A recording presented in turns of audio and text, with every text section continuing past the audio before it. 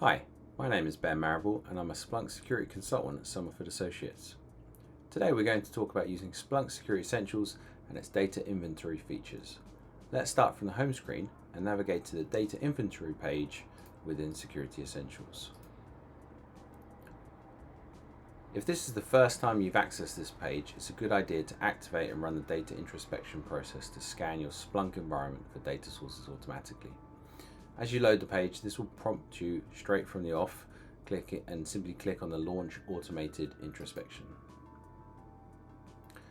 In the top right, you'll see that it's started the play, and you can review what's actually going on by clicking on the button to the left-hand side. Once you've allowed time for these searches to complete, you can review the results.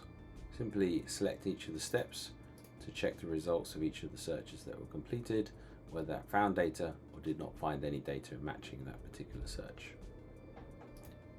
There may also be some in awaiting manual review mode, and these ones that require a review where Splunk wasn't automatically able to apply the data source category to those. Once complete, close the window and validate each category of data by making sure that it has the right data sources assigned to it, and all data sources it should have assigned. Whether there's a data source that shouldn't be assigned, hit the delete button to remove it from this particular assignment.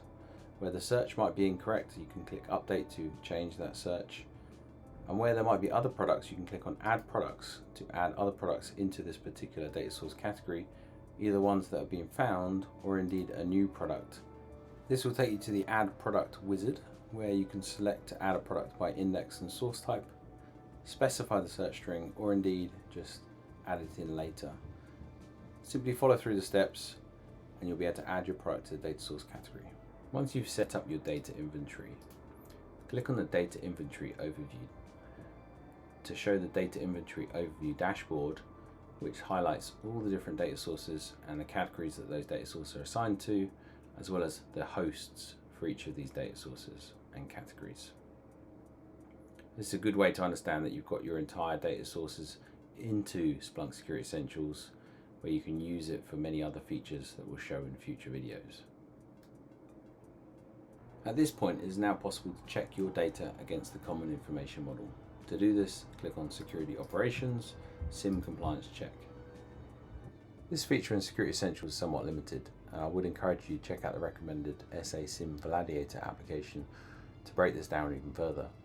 But Splunk Security Essentials will scan through the data in your inventory and validate it against the respective data models that it should meet, checking all the different fields meet specific regexes and counting the number of successful matches and failed matches and giving you a percentage score based on that. Thanks for listening.